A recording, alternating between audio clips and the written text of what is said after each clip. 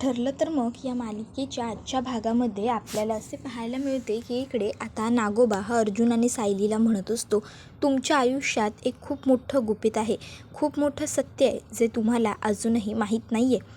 ते सत्य जाणून घेण्यासाठी तुम्हाला माझीच गरज लागणार आहे, माझ्याच पायांवर नाक घासावं लागणार आहे, कारण ते फक्त मला माहिती आहे. मीच तुमच्या आयुष्यात ते पेरलं आहे. फक्त तुम्हाला इतकं सांगू शकतो, तुम्ही जमिनीला पाणी समजताय आणि पाण्याला जमीन, आणि त्यामुळे तेच तुमचं घर पूर्ण पोखरून काढणार आहे.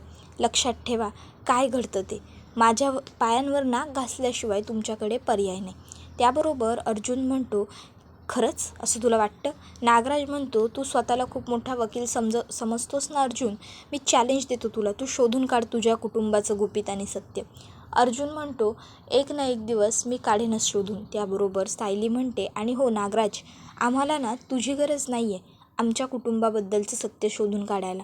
त्याबरोबर लगेचच रविराज काका तिकडे येतात आणि म्हणत असतात, नागराज बाद झालं तुझं. अरे जेलमध्ये तू आता ना पंख छाटलेल्या पक्ष्यासारखा राहणार आहेस, समजलं ना? तुला माझी प्रॉपर्टी हवी होती काय? पण आता तुला माझी प्रॉपर्टीही नाही मिळणार आणि माझे आशीर्वादसुद्धा नाही मिळणार, लक्षात ठेव. आणि आता निघ इकडनं, घेऊन जा इन्स्पेक्टर ह्या दलिंद्राला.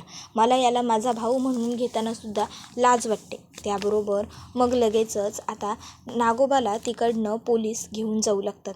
नागोबा आता अर्जुनला खुन्नस देऊन निघून जातो.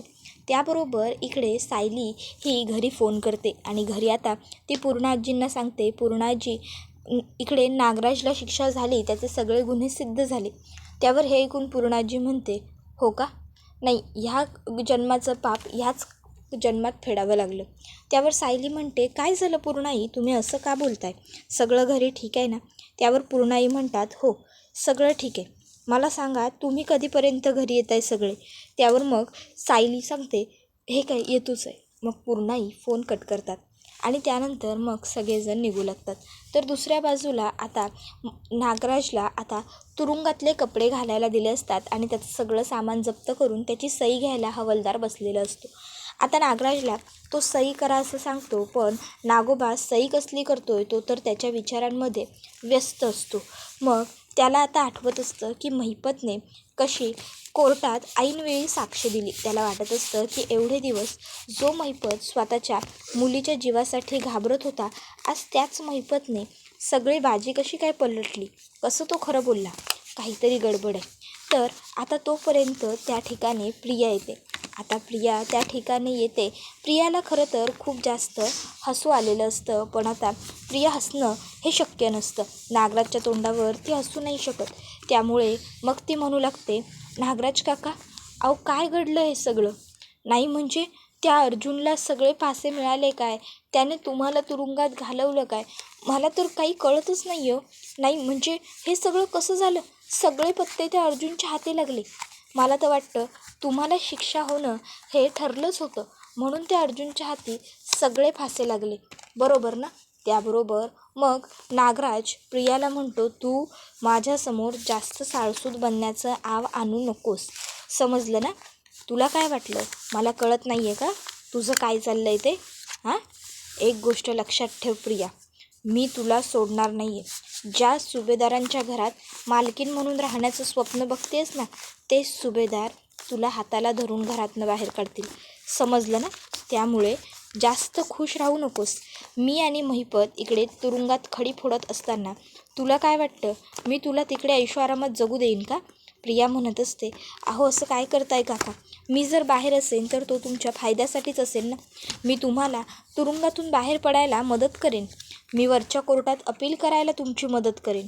नागराज म्हणतो की तुला काय वाटतं मी तुला इतक्या सहजासहजी बाहेर राहू देईन? हं, तू स्वतःला जास्त शहाणी समजू नकोस प्रिया, समजलं ना? उद्या आता बघ, अर्जुन सायली काय गुपित आहे त्यांच्या कुटुंबाचं हे विचारण्यासाठी मला भेटायला इथे येणारच.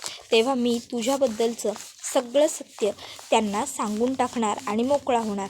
इतक्यात तिकडे हवालदार आणि इन्स्पेक्टर येतात. इन्स्पेक्टर हवालदारांना सांगतात, घेऊन जा यांना. त्याबरोबर ते हवालदार लगेचच आता नागोबाला तिकडनं घेऊन जाऊ लागतात. तर इकडे आता प्रिया ही म्हणत असते की बापरे, मला वाटलं होतं नागराज लटकला आणि आता त्याला काटे रुपलेच चांगले, पण ते काटे मलाच टोचतील की काय असं वाटते. तर दुसरीकडे आता चैतन्य सांगत असतो, अर्जुनने माझ्याकडे फोटो मागितले आणि मी पूर्णपणे घाबरून गेलो, कारण मला कळतच नव्हतं काय करू. मला वाटलं मी कुठले महत्त्वाचे केसचे फोटो आणायला विसरलो की काय. आणि मी याला विचारलं कुठले फोटो देऊ, तर हा मला म्हणतो कसा, दे दे कुठले पण दे, कुठले पण दे. त्याबरोबर मग अश्विन विचारतो, मग तू काय केलंस. त्यावर तो म्हणतो, अरे मग मी काय, आमची एक जुनी मर्डर केस होती, तिचे फोटो काढले आणि ते ह्याच्या हातावरती ठेवले.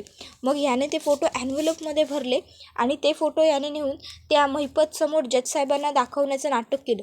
अरे मग काय जादूची कांडी फिरवल्यासारखा महिपत बोलू लागला, एकदम पोपटासारखा.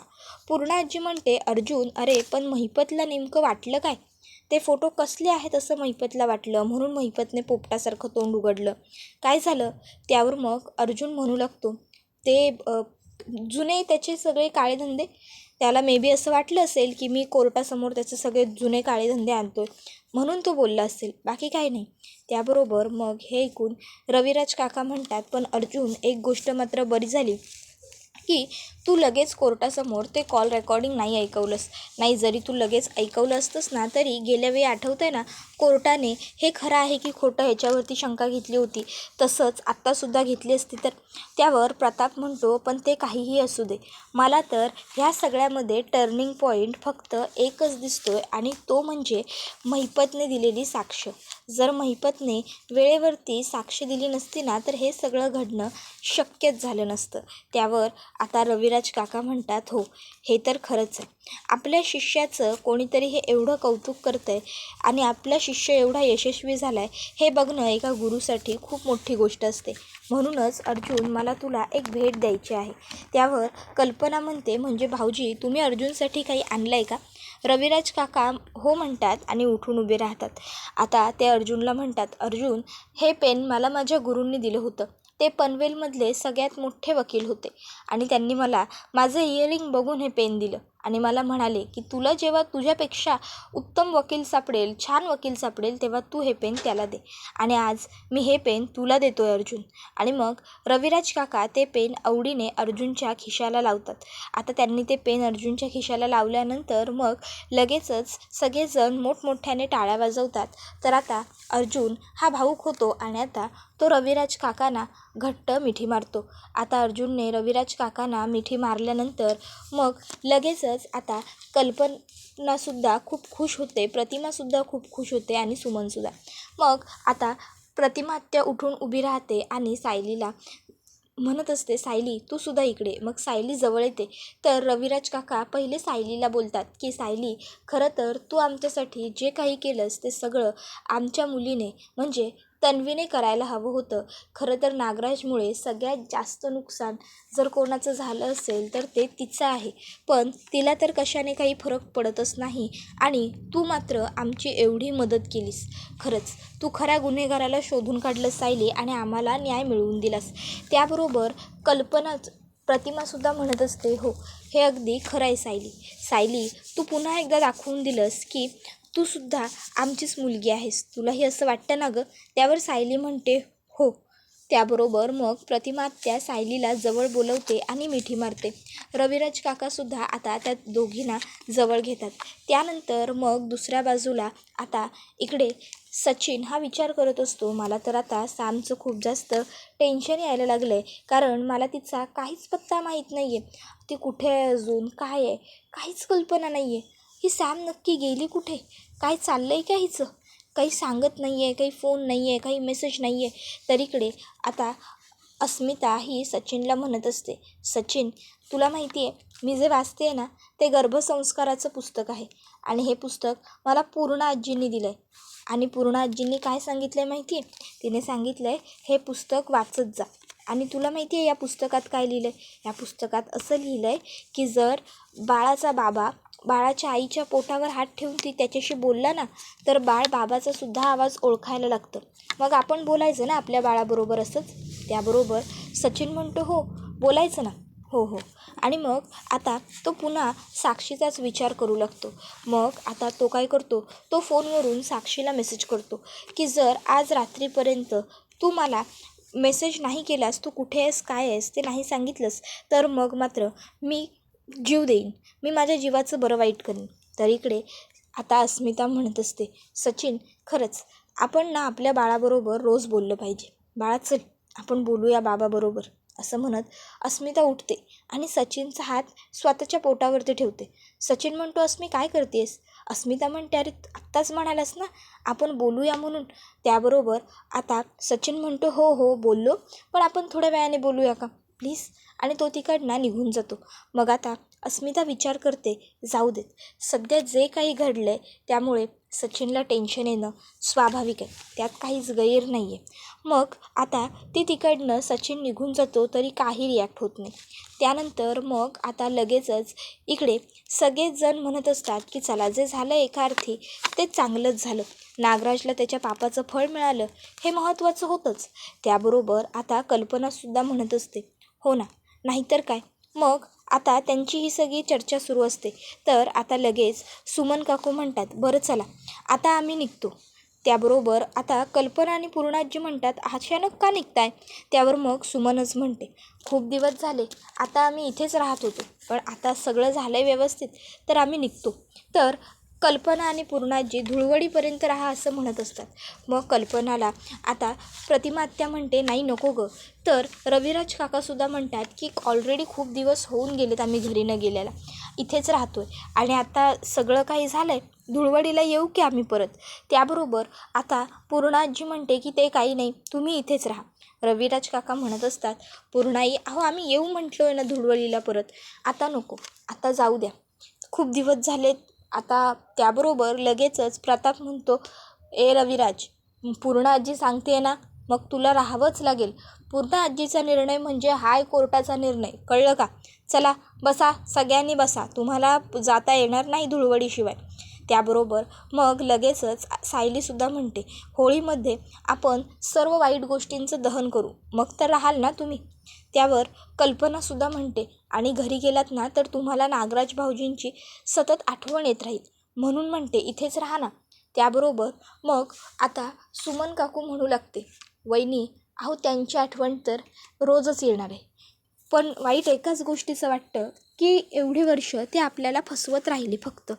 त्याबरोबर मग लगेचच ती म्हणत असते, जर मी थोडे डोळे उघडे ठेवले असते तर हे सगळं कदाचित मी टाळू शकले असते. त्यावर रविराज तिला म्हणतो, तसं काही नाही आहे सुमन, तू उगाच सर्वाचा दोष स्वतःला देऊ नकोस. सुमन म्हणते, नाही भाऊजी, मला खरंच खूप दुःख होतं या गोष्टींचं, खूप वाईट वाटतं, पण काय करू शकते आता. त्याबरोबर मग रविराज काका म्हणतात, सुमन अगं जाऊ देत, नको फार विचार करू या सर्व गोष्टींचा. अगं जर नागराजने मला खोटारडं बनवलं, मला उल्लू बनवलं तर तुझं काय? मलासुद्धा त्याचा खोटेपणा कुठे दिसत होता? अगं आपल्या सगळ्यांचंच त्याच्यावर खूप प्रेम होतं ना, त्यामुळे त्याने आपल्या सगळ्यांचाच गैरफायदा घेतला, कळलं का तुला? त्याबरोबर मग मात्र सुमन काकू गप्प बसते. त्यानंतर मग लगेच रविराज काका म्हणतात, अरे बसून घ्या मग सगळ्यांनी, कशाला उठलो आपण? तसे लगेचच सगळेजण पुन्हा एकदा बसून जातात. आणि मग काय लगेच आता अर्जुन म्हणतो, सायली माझ्यासाठी एक गरम गरम कॉफी कर ना प्लीज. सायली म्हणते, हो आणते. आणखीन काही कोणाला? त्याबरोबर चैतन्य म्हणतो, मला मारामारी चालेल. त्याबरोबर सायली म्हणते, ठीक आहे, तुम्हाला मारामारी आणि कॉफी मी लगेच आणते. इतक्यात त्या ठिकाणी आता अस्मिता आणि सचिन येतात. अस्मिता आणि सचिन तिकडे येतात. अस्मिता म्हणत असते, सचिन हार्डियस्ट कॉंग्रॅच्युलेशन्स. मला माहीतच होतं अर्जुन की तू हे करणार म्हणजे करणारच, कारण तू हे करून दाखवल्याशिवाय तुला काही चैन पडणार नव्हतं, बरोबर ना? त्याबरोबर आता अर्जुन समोर सचिनला बघतो आणि त्याला खूपच जास्त राग येतो. अर्जुन म्हणतो, तू इथे काय करतोयस आणि कशासाठी आला आहेस तू इथे? त्याबरोबर लगेचच आता सचिन म्हणतो, अर्जुन अरे. त्याबरोबर अश्विनसुद्धा आवाज चढवतो आणि म्हणतो, तुला कळत नाही आहे का तू आम्हाला इथे नको आहेस ते? मग मात्र आता अस्मिता म्हणते, अश्विन अर्जुन काय, तुम्ही माझे भाऊ असलात ना तरी माझ्या नवऱ्यावरती तुम्ही असा आवाज चढवलेला मी ऐकून घेणार नाही आहे, समजलं ना तुम्हाला? अरे काय चाललं आहे अश्विन बरोबर, ही कुठली पद्धत आहे तुमची बोलण्याची? त्याबरोबर प्रताप म्हणतो, अगं पण हा इकडे आलाच कसा अस्मिता? त्यावर अस्मिता म्हणते, डॅड तुम्हीच मला म्हणाला होतात ना मी माझे निर्णय घ्यायला स्वतंत्र आहे म्हणून. मग हा निर्णय मीच घेतला आहे. मीच त्याला घरी येण्याची परवानगी दिली आहे डॅड. आणि आता त्याला माफ करून मी त्याच्याबरोबर सुखाने आयुष्य घालवायचं सुद्धा ठरवलं आहे. मी त्याची बायको म्हणून आयुष्यभर राहणार आहे. त्याबरोबर मग रविराज काका म्हणतात की तू तुझ्या मतावरती नक्की ठाम आहेस का? तुला खरोखर हे सगळं करायचं आहे का? सांग, खरंच तू हे सगळं करशील? त्याबरोबर मग ती लगेचच म्हणते, हो काका, माझं ठरलं आहे. सचिनला आता पश्चाताप होतो आहे आणि हे मी माझ्या डोळ्यांनी पाहिले आणि त्यामुळे माझ्यासाठी तेवढंच पुरेसं आहे. म्हणून मी सचिनबरोबर राहणार आहे. आणि त्यानंतर मग मात्र अस्मिताचा मूड जातो, कारण तिला वाटलं नव्हतं घरातले असे रिॲक्ट होतील. मग सचिन म्हणतो, अस्मी अगं इट्स ओके, नको तू मूड घालवून घेऊ. अगं आणि आपल्याच घरातले मोठे आपल्यावरती थोडंफार रागवले तर त्यामध्ये एवढं वाईट वाटून घेण्यासारखं काय आहे? आणि तू मला प्रॉमिस केलं होतंस की तू चिडणार नाही आहेस, तू रागवणार नाही आहेस. मग तुझं काय चाललं आहे? अस्मी इट्स ओके, आपण वॉकला चाललो होतो ना, चल ना जाऊया. आणि मग तो तिला वॉकला घेऊन जातो. त्याबरोबर दुसऱ्या बाजूला प्रिया म्हणत असते, नाही नाही नाही, काहीतरी केलंच पाहिजे, नाहीतर मग तो महिपत, ती साक्षी आणि हा नागोबा तिघं एकत्र येतील आणि मलाच कापून टाकतील, तुकडे करतील माझे बारीक बारीक तुकडे. मला वाटलं होतं हा नागोबा तुरुंगात गेल्यावर तरी शांत बसेल, पण नाही, ह्याने तर आणखीन फणा काढलाय. मग प्रिया काय करते, आता स्केचपेनने कपाळावरती कुंकू लावून घेते, कुंकू म्हणजे डॉट पाडून घेते आणि अश्विनला व्हिडिओ कॉल करते आणि आता ती डोक्यावर पदर घेते. अश्विन म्हणतो, तन्वी काय आहे सगळं, डोक्यावर पदर, कुंकू वगैरे, तू तर ह्यांच्याबरोबर सगळ्यांबरोबर कोर्टात गेली होतीस ना? मग त्यावर ती म्हणते, अरे अश्विन, मी कोर्टातनं थेट मंदिरात आले. मी नवस केला होता की आम्हाला जर न्याय मिळाला, आमच्या गुन्हेगाराला जर शिक्षा मिळाली तर मी कोर्ट म्हणजे प्रदक्षिणा घालेन, 150 प्रदक्षिणा हातावर जळता कापूर घेऊन. त्यावर सचिन म्हणतो, काय तन्वी बाळा, तू ठीक आहेस ना? तुला काही ताप वगैरे भरलेला नाही आहे ना? तुझं डोकं वगैरे दुखत नाही आहे ना काय? त्याबरोबर तन्वी म्हणते, अश्विन अरे असं का बोलतो आहेस रे मला? नाही, मला मान्य आहे माझा स्वभाव थोडा चिडखोर आहे, रागीट आहे, पण म्हणून मी माणूस नाही आहे का रे? मलासुद्धा मन आहेच की. नागराज काकाला शिक्षा मिळाली आहे ना, मला खूप म्हणजे खूप बरं वाटलं आहे अश्विन. अरे खरं तर तुला काय सांगू, मला किती व्यवस्थित वाटतं आहे ते, पण काय करू, मी काही करूच शकत नाही ना, मी काही बोलू शकत नाही, मी माझा आनंदही व्यक्त करू शकत नाही. पण मला ना नागराज काकाचा खूप राग आला आहे, मी आयुष्यात त्याचं तोंड पुन्हा कधी पाहणार नाही आहे. अश्विन म्हणतो, हो हो तन्वी, तू घरी ये, मग बोलूया आपण, तू स्वतःला त्रास करून घेऊ नकोस, ये लवकर, मी वाट बघतोय. एवढं बोलून अश्विन फोन कट करतो.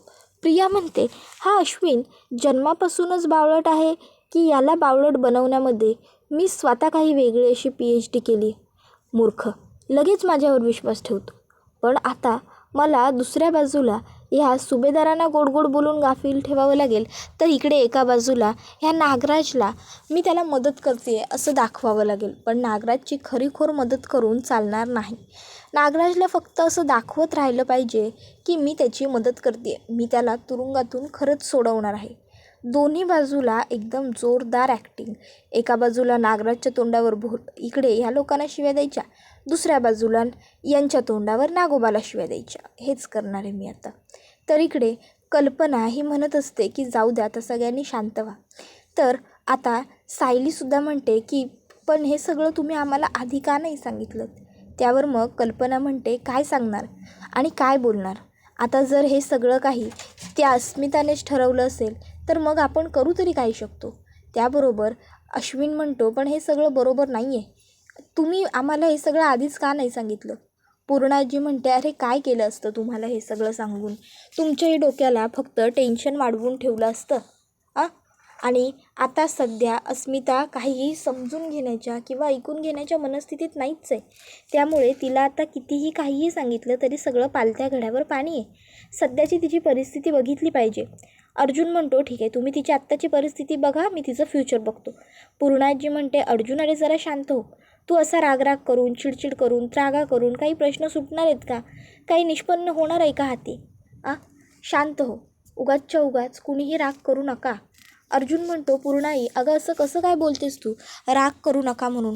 तुला काय वाटतं हा सचिन सुधारणार आहे का? अगं नाही, नाटकं आहेत ही सगळी. तो आत्ता सुधारल्याचं नाटक करतोय, पुन्हा त्याला हवंय तो तेच करणार. त्याबरोबर मग पूर्णाजी म्हणते, अर्जुन अरे हो, मलासुद्धा सगळं माहिती आहे, पण सध्या आपण त्यांच्यामध्ये पडणं चुकीचं आहे. आपण एका नवरा बायकोमध्ये तेवढंच बोलू शकतो जोवर बायकोला चांगलं वाईट बरं बुलं ह्याचा फरक पडतो. आपण त्या उपर त्यांच्यामध्ये बोलू शकत नाही. त्यावर मग तो म्हणतो की असं कसं म्हणतेस तू पूर्णाजी, ते काही नाही, मी आत्ताच्या आत्ता जातो आणि त्याला घराबाहेर काढतो. पण मग सगळे अर्जुनला थांबवतात, समजवतात. त्यानंतर दुसऱ्या आता वेळी आपण पाहतो सायली अर्जुन बेडरूममध्ये येतात. सायली अर्जुनला विचारते की तुम्ही महिपतला असे कसले फोटो दाखवले की जे बघून महिपत एवढा घाबरला आणि त्याने कोर्टात साक्ष द्यायला होकार दिला. त्यावर अर्जुन आता सायलीला काहीच सांगत नसतो, कारण त्याच्याकडे या प्रश्नाचं उत्तर नसतं. मग दुसऱ्या दिवशी आता इकडे अर्जुन हा महिपतला भेटायला जाणार असतो, तर प्रिया ही मंदिरातनं घरी आलेली असते. आता घरी आल्यावर प्रियाला रविराज काका म्हणतात, आमच्याशी तुझा काही एक संबंध नाही आहे. आम्ही आमच्या मुलीचे सगळे हक्क सायलीला देऊन टाकलेले आहेत. आता सायली हीच आमची खरी मुलगी आहे, समजलं तुला? त्याबरोबर हे ऐकून मग मात्र प्रियाच्या पायाखालची जमीनच सरकते. दुसऱ्या बाजूला आता अर्जुन सायलीला विचारतो, सायली तू सुद्धा येणार आहेस महिपतला भेटायला? त्यावर सायली म्हणते, हो अर्थात, मी आलेच आवरून. एवढं बोलून सायली ही तिकडनं आवरण्यासाठी निघून जाते. आता सायली येणार म्हटल्यावर मग मात्र अर्जुनला खूप जास्त टेन्शन येतं. तो विचार करतो की बापरे, सायली येणार, आता जर चुकून सायलीसमोर महिपत आमच्या डीलबद्दल काही बोलला तर मी काय करू? नाही, सगळी गडबड होऊन जाईल, सगळी गडबड होऊन जाईल. काय करायचं आता? त्याबरोबर हा व्हिडिओ इथेच संपतो. व्हिडिओ आवडला असेल तर व्हिडिओला लाईक करा, चॅनलवर नवीन असाल तर चॅनलला सबस्क्राईब करा आणि बेल आयकॉन आठवणीने प्रेस करा, जेणेकरून तुम्हाला पुढच्या प्रत्येक व्हिडिओचं नोटिफिकेशन मिळत जाईल आणि सर्व व्हिडिओंचा आनंद हा अगदी उत्तम पद्धतीने घेता येईल. चला तर मग प्रेक्षकांनो, आजच्या पुरतं इथेच थांबूया. पुढचा व्हिडिओ येईपर्यंत टाटा बाय बाय, धन्यवाद, take care all of you.